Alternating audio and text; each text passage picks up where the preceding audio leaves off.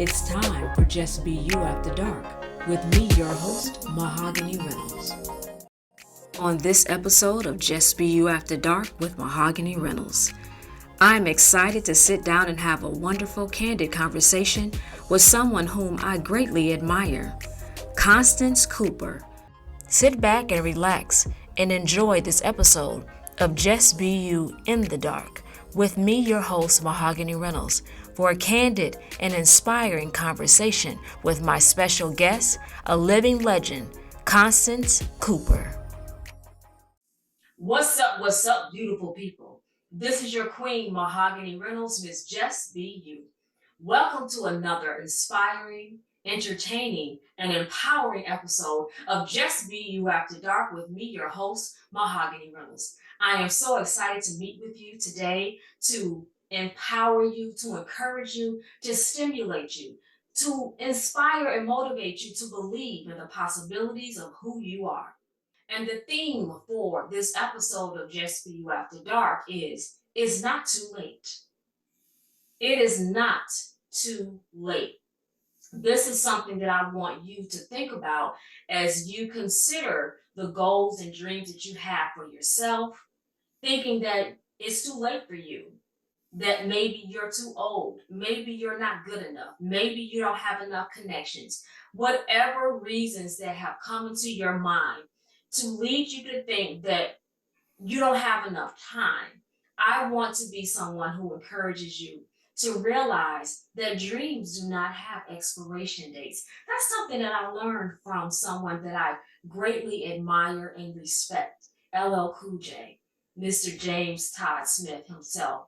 This is something that I really embrace and that I believe in. Do you have to sometimes pivot and make some changes and modifications to your dream? Absolutely. But do they have expiration dates? That's only up to you. In many ways, I was very lucky to have come upon modeling in my 60s and into my 70s because it gave me scope to be an original sort of character. Because that's another thing, Mahogany, I want to stress.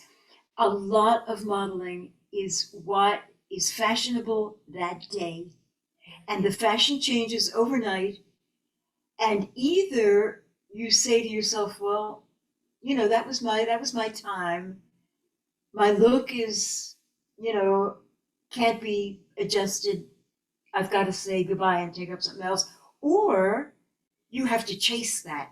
You've got to chase that fad to the next one and the next one. I think it's not easy.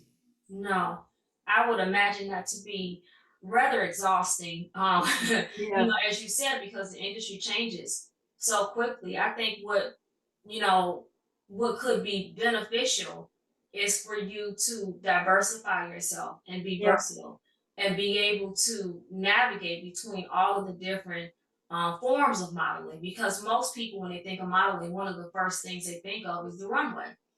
And that is just one aspect of modeling, but there's hand modeling where you hold a product and you demonstrate, or you have your nails and they're going to show, it's just so many different things you can do.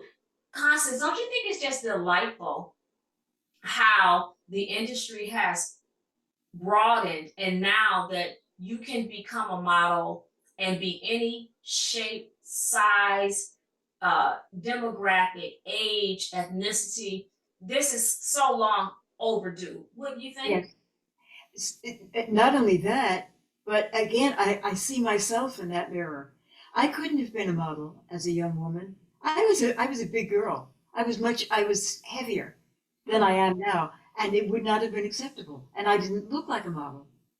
But now, fitting in with an old age cohort, there's a certain look that is now fashionable, has to do with vigor and excitement about life, that sort of thing. In a way, it's prejudicial because it does not accept the total old woman.